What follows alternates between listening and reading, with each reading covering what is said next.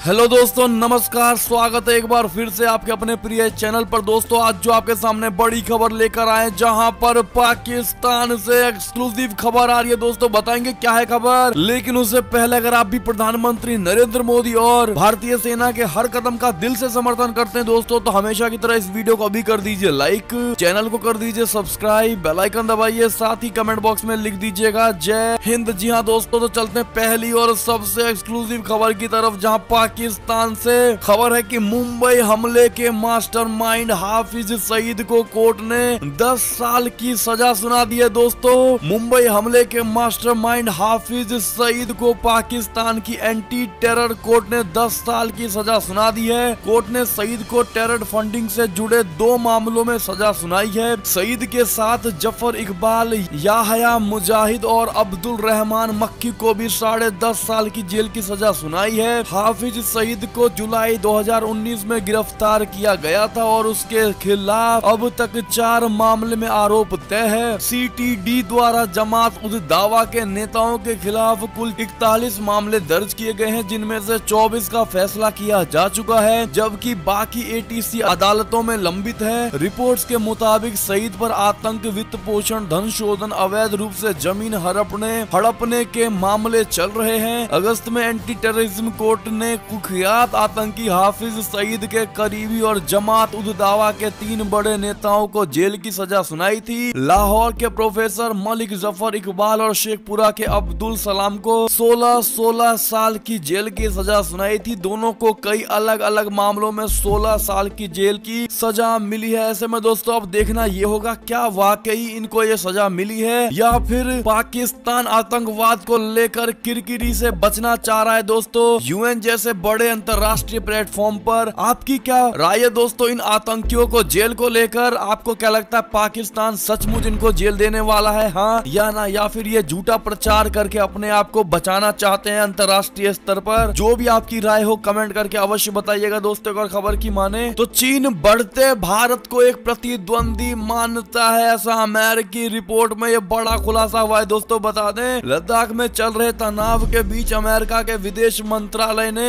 एक रिपोर्ट में कहा है कि भारत के बढ़ते प्रभाव के चलते चाइना उसे एक प्रतिद्वंदी मानता है। साथ ही अमेरिका उसके सहयोगियों और अन्य लोकतांत्रिक देशों के साथ भारत की रणनीतिक साझेदारी को बाधित करना चाहता है, ताकि विश्व महाशक्ति के रूप में वो अमेरिका को विस्थापित कर सके। अमेरिका में 3 नवंबर को हुए राष्ट्रपति चुनाव में डेमोक्रेटिक पार्टी के उम्मीदवार जो बाइडेन की जीत के बाद राष्ट्रपति डोनाल्ड ट्रंप प्रशासन उन्हें सत्ता हस्तांतरण होने से पहले ये विस्तृत नीति दस्तावेज आया है। इसमें कहा गया है कि चाइना क्षेत्र के कई देशों की सुरक्षा, स्वायत्तता और आर्थिक हितों को कमजोर कर रहा है। जी हाँ दोस्तों, रिपोर्ट में ये कहा गया है कि चाइना भारत को एक प्रतिद्वंदी के तौर पर देखता है और अमेरिका, जापान, ऑस्ट्रेलिया के साथ नई दिल्ली की रणनीतिक साझेदारी और अन्य लोकतंत्रों के साथ उसके संबंधों को बाधित करते हुए उसे आर्थिक रूप से फंसाकर पेइचिंग की महत्वाकांक्षाओं को समायोजित करने के लिए उसे बाध्य करने का प्रयास करता है। जी हाँ दोस्तों, ऐसे में भारत के लिए बड़ी अच्छी खबर थी दोस्तों, जहां पर भारत को चाइना अपने बराबरी का मानता है और उसको लगता है कि भारत कभी भी चाइना को गिरा सकता है, टक्कर दे सकता है। दोस्तों, इस पर आपकी क्या प्रतिक्रिया है और रिपोर्ट के इस खुलासे का कितना समर्थन करते हैं और कितना सच्चाई है इसमें, आप लोग अवश्य बताइएगा। दोस्तों, एक और खबर की माने तो ऑस्ट्रेलियाई सैनिकों ने गैर कानूनी तरीके से 39 अफगानों की हत्या की है। जी हाँ दोस्तों, रिपोर्ट में ये भी दूसरा बड़ा खुलासा हुआ है। बता दें, युद्ध अपराधों से जुड़ी सैन्य रिपोर्ट के अनुसार इस बात की विश्वसनीय जानकारी है कि ऑस्ट्रेलियाई विशेष बलों के मौजूदा और सेवानिवृत्त कम से कम 19 सैनिकों ने कथित तौर पर 39 अफगानों की गैर कानूनी तरीके से हत्या कर दी थी। विसल ब्लोअर की रिपोर्ट और स्थानीय मीडिया की खबरों में अफगानिस्तान में निहत्थे पुरुषों और बच्चों की कथित हत्या की चर्चा के बाद ऑस्ट्रेलिया में 2016 में जांच शुरू की गई थी। रिपोर्ट गुरुवार को जारी की गई। जस्टिस पॉल ब्रेटन ने NSW कोर्ट ऑफ अपील ने 4 साल की जांच में पाया कि 23 घटनाओं की विश्वसनीय जानकारी है, जिनमें ऑस्ट्रेलियाई बल के जवान गंभीर आरोपों में अपराधों में शामिल थे। जी हाँ दोस्तों, एक और खबर की माने तो नेपाली प्रधानमंत्री को फिर बचाने को आगे आई चीनी राजदूत। कम्युनिस्ट पार्टी में इसको लेकर जोरदार विरोध। जी हाँ दोस्तों, चाइना के इशारे पर नाच रहे नेपाल के प्रधानमंत्री केपी शर्मा ओली की सत्ता को बचाने के लिए नेपाल में चीनी राजदूत हाओ यांकी एक बार फिर से आगे आई है। चीनी राजदूत ने मंगलवार को ओली से करीब 2 घंटे तक मुलाकात की। ओली बनाम पुष्प कमल दहल प्रचंड की इस लड़ाई में चीनी राजदूत के कूदने का अब खुद नेपाल कम्युनिस्ट पार्टी में जोरदार विरोध हो रहा है। दोस्तों, चीनी राजदूत ने पीएम ओली से मुलाकात की और करीब 2 घंटे चर्चा की। एक और सूत्र के मुताबिक यांकी और ओली ने सत्ताधारी पार्टी के एकीकरण की प्रक्रिया और पार्टी के अंदर मौजूदा मतभेदों को सुलझाने पर चर्चा की है। एक सूत्र ने बताया कि दोनों ने पार्टी को टूटने से बचाने पर और सरकार बनाने पर चर्चा की है। यांकी ने विवाद खत्म करने के लिए समझौता करने पर जोर दिया है। जी हाँ दोस्तों, ऐसे में आपकी क्या प्रतिक्रिया है दोस्तों, कमेंट करके अवश्य बताइएगा। एक और खबर की माने तो लद्दाख में भारत की आंखों में धूल झोंक रहा है ड्रैगन। अक्साई चाइना को अवैध किला बना रहा है चाइना। जी हाँ दोस्तों, चीनी ड्रैगन बातचीत की आड़ में एक बार फिर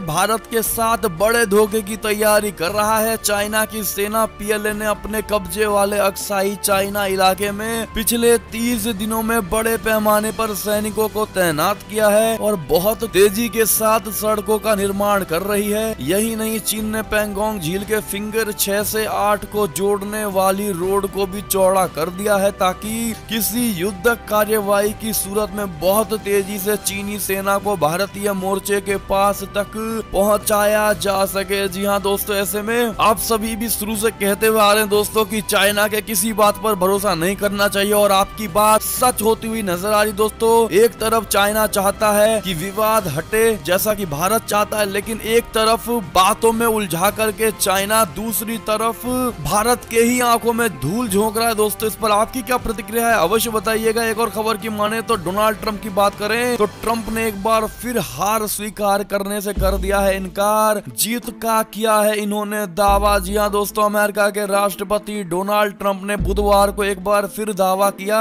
कि उन्होंने 3 नवंबर को हुए चुनाव में जीत दर्ज की है। ट्रंप ने इसके साथ ही पूरे अमेरिका में चुनाव में धांधली के आरोपों को भी दोहराया है। ट्रंप ने बड़े अक्षरों में ट्वीट करके कहा, मैंने चुनाव में जीत दर्ज की, पूरे देश में चुनाव में धोखाधड़ी हुई है। इसके साथ ही उन्होंने न्यूयॉर्क टाइम्स का एक ट्वीट अमेरिका के मानचित्र के साथ टैग किया जिसमें कहा गया है कि उन्हें पिछले चुनाव के मुकाबले 1.01 करोड़ अधिक मत मिले हैं, जिनमें हिस्पैनिक बहुल इलाके भी शामिल है। जी हाँ दोस्तों, जैसा कि आप डोनाल्ड ट्रंप का ट्वीट देख पा रहे होंगे। ऐसे में आपकी क्या प्रतिक्रिया है दोस्तों, डोनाल्ड ट्रंप को क्या हार मानना चाहिए, हार मान लेना चाहिए दोस्तों, या फिर अपने जिद पर अड़े रहना चाहिए और अपनी जीत श्योर करवा लेनी चाहिए? आप क्या कहते हैं अवश्य बताइएगा। एक और खबर की ओर चलें तो ब्रिटिश सरकार की है सलाह, कहा खिड़कियां खुली रखें, घर को हवादार बनाएं, 70% कम हो जाएगी कोरोना का जोखिम। जी हाँ दोस्तों, पिछले साल चाइना से फैले कोरोना संक्रमण का दौर अभी तक खत्म नहीं हुआ है। पूरी दुनिया के वैज्ञानिक और शोधकर्ता कोरोना के प्रसार को रोकने के उपायों पर काम कर रही है। इसी बीच ब्रिटेन में बोरिस जॉनसन सरकार ने बुधवार को शोध के आधार पर एक नई फिल्म जारी की है जिसमें ये बताया गया है कि घर के अंदर के स्थानों को हवादार बनाने और ताजी हवा में रहने से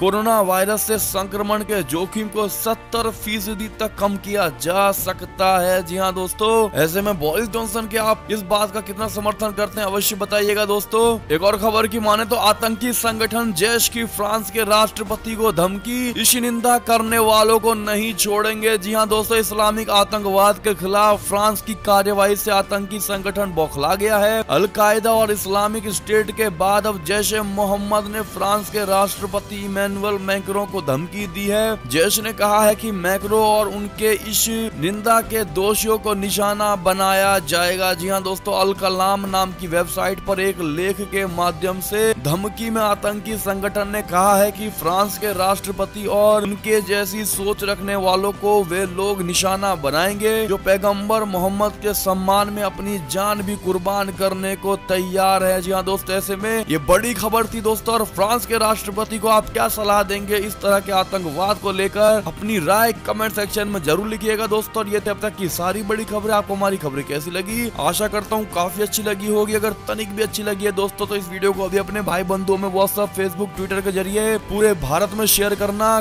कतई मत भूलिएगा दोस्तों। और अभी कर दीजिए इस वीडियो को लाइक, चैनल को कर दीजिए सब्सक्राइब, बेल आइकन दबाइए, साथ ही कमेंट